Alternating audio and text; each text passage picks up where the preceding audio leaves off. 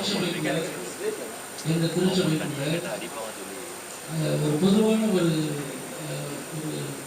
மக்களுக்கு சொல்லுவாங்க, நாங்கள் ஏதாவது அரசியலையோ இல்லை அறிவிப்புறமா சில காரியங்களை பேசும்போது அவங்க எங்களை எப்படி தடை செய்வாங்கன்னா, அரசியலையும் ஆன்மீகத்தையும் ஒன்னா சேர்த்துறாரு. இப்படி திருச்சபையில மட்டும் இல்லை, பொதுவாக எல்லா தங்களை அறிவாளி அப்படின்னு சொல்லி கொண்டிருக்கிற அத்தனை பேருக்கும் இது ஒரு பொதுவான கருத்தாக இருக்குது. அரசியல் வேற, ஆன்மீகம் வேற. ஆனா நீங்க பேசுற அரசியல் ஒவ்வொன்றும் பலிப்பீடத்தில் நின்று எங்கள் குருக்கள் எங்களுக்கு சொல்லிக் கொடுக்கிற அந்த நன்மைகளை தான் நான் பார்க்குறேன். நான் அந்த மாதிரி முரண்பட்டு நிற்கிறேன், அதுக்கு முரண்பட்டு நான் நிற்கிறேன். ஏன்னா கடவுள் என் கூட வாழ்றாரு, அப்படிதான் எனக்கு போதிக்கப்படுது, நான் நம்புறேன். அப்போ எப்படி என்னால் அரசியலை தவிர்த்துட்டு வாழ முடியும்? இது எனக்கு ஒரே குழப்பமா இருந்ததுன்னா, எல்லாருக்கும் உள்ள குழப்பமாக தான் எனக்கும் இருக்குது. இது உங்களுடைய பார்வை?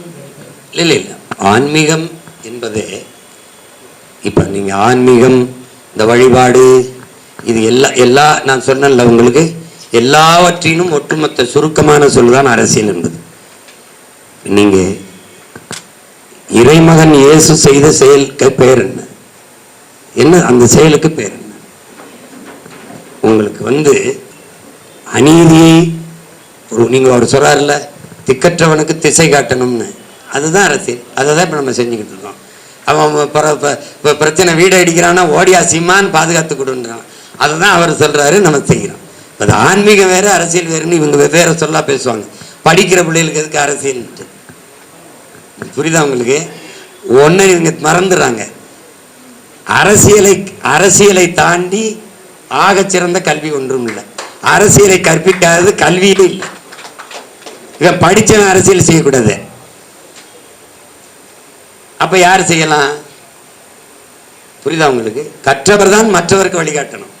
இங்க கற்றவர்கள் விலகி நிற்கிறனால கயவர்கள் அதை ஆக்கிரமிச்சு விளையாடிக்கிட்டு இருக்கான்.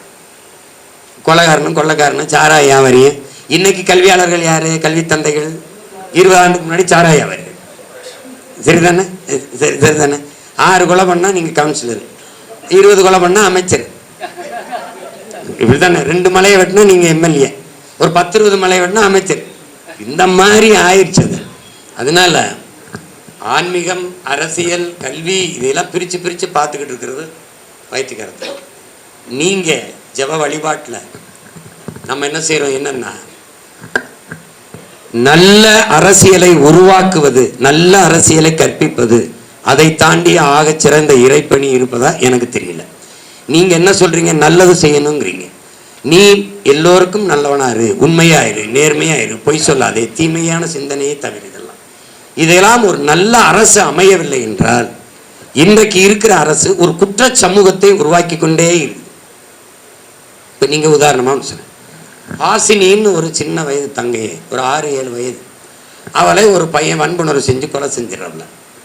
அவர் இறந்தப்ப அந்த ஹாசினி வீட்டுக்கு நான் சென்றிருந்தேன். ஒரு துயரம் கேட்டேன், ரொம்ப வலியை தந்தது. அவளை கொலை செய்த அந்த தம்பி சிறையில் அடைக்கப்பட்டார். அந்த பையன் 30 நாளில் அவர் பிணையில் வெளியில் வந்துடுறார். வெளியில் திருப்பி தன் தாயவே கொலை செஞ்சிடறார். அவர் கொலை செஞ்சுட்டேன் என் தாயன்னு ஒத்துக்கிட்டு சிறையில் இருந்தார்.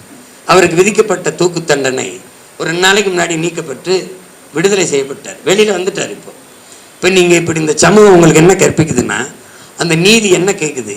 உரிய சாட்சியங்களோடு இவர் குற்றத்தை நீங்கள் நிரூபிக்க தவறிட்டீங்க.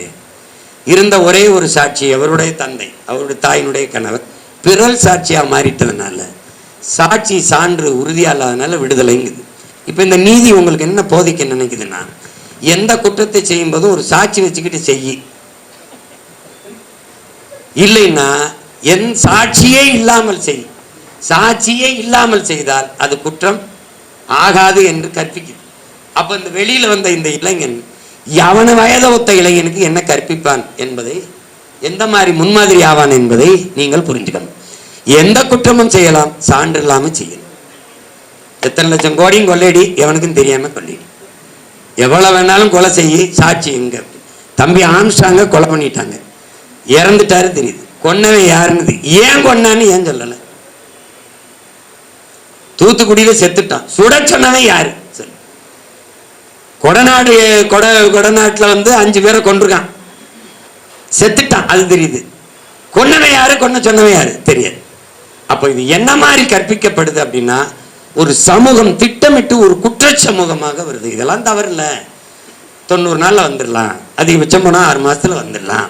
இப்படிங்கும் போது குற்றம் பெருகிக்கிட்டே போகுது. அப்ப நல்லதை விதைக்கும் போது நல்லதே முளைக்கும். அப்ப நீங்க நல்ல செய்திகளை சொல்லுகிற போது தானாக நல்ல அரசியல், தீமையை தவிர்த்து நன்மையை மக்கள் தேடத் தொடங்கும் போது, நல்மணிகள் முளைக்க தொடங்கும் போது, நல்நாற்று வளரத் தொடங்கும் போது நாடு மக்களும் வளர்ந்துருவான். அப்போ ஆகச்சிறந்த இறைப்பணியே நற்கருத்துக்களை விதைப்பது தான். அந்த நற்கருத்துல தான் நல்ல அரசியல் இருக்கு. அதுதானே ஆன்மீகம். நீங்க ஆன்மீகம் என்பது என்ன ஐயா சொல்றாரு, அதன் வரவேற்பறை அன்புங்கிறார். இறை அன்பு அதன் நுழைவாசல், வாசல்ங்கிறது அன்பு, அதன் வரவேற்பறை கருணை, அதன் வழிபாட்டு வரை என்ன தியானம். அவர் சொல்றது எப்படி பார்த்தாலும் அன்பு, கருணை, பரிவு, இரக்கம், இதெல்லாம் தான் ஆன்மீகம். அன்புதான். அப்போது ஆன்மீகம்ங்கிறது இதை தானே கற்பிக்குது. நீங்க அதை தானே நம்முடைய தமிழ் தேசிய அரசியல் சொல்லுது. மரத்தை வெட்டாத, மரத்தை வெட்டாத, கடலுக்குள்ள இந்த பிளாஸ்டிக்கை போடாத, அணுகுண்டை போட்டு பூமி அழிக்க வேண்டியது இல்லை, பிளாஸ்டிக்கை போட்டாலே அழிஞ்சிரும்னு நம்ம கத்துறது காரணம் அதுதான். சிலர் வணங்குகிற சாமியை அதை காப்பாற்ற கவலைப்படுறாங்க, நம்ம வாழ்கிற பூமியை காப்பாற்ற கவலைப்படுகிறோம். சிலையை சாமின்னு வச்சு வழிபடுகிறாங்க, அந்த சிலையை தந்ததே இந்த மலைதான் என்று கற்பிக்க நினைக்கிறோம். உங்களுக்கு புரியுதுன்னு நினைக்கிறேன். கோட்டை கட்டி ஆண்டோம் என்று பேசுறோம், கோட்டையை கொடுத்தவளே அவதான், கோட்டையில் இருக்க அத்தனை கல்லும் அவ தந்ததுதான். நீ சாமின்னு கோயிலுக்கு கொடை கொடுக்கிறாய், கோயிலையே கொடையா கொடுத்தது அவதான், அந்த மலைதான். அதனால அது மலை இல்லை, நம் பூமி தாயின் முளை, அதை பாதுகாக்க உழை, அவள் இல்லை என்றால் ஏது பூமியில் மழை, இப்படின்னு நமக்கு சொல்றது காரணம் அதான். இப்ப இதை கற்பிக்கிறது ஆன்மீகமா அது அரசியல்.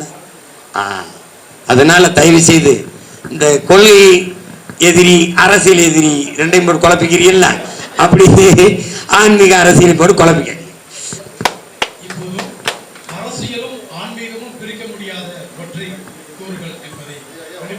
ஒரு கிளை கேள்வி மட்டும் கேட்டலாம். கிளை கேள்வி தான், இல்ல கேட்ட கேள்வியோட கிளை கேள்வி. என்ன கேள்வி நீங்க கேக்குறீங்களா? மைக் கொடுக்க முடியுமா?